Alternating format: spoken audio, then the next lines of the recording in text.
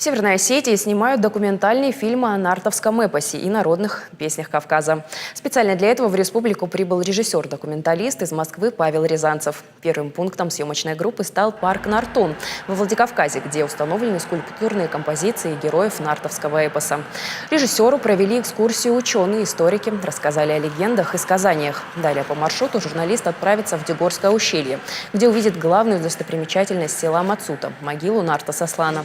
Режиссер также встретится с коллективом ансамбля осетинской песни «Уасамонга». Отметим, что съемки проходят в рамках грантовой поддержки творческих проектов общенационального значения в области культуры и искусства Кавказа по указанию президента России Владимира Путина.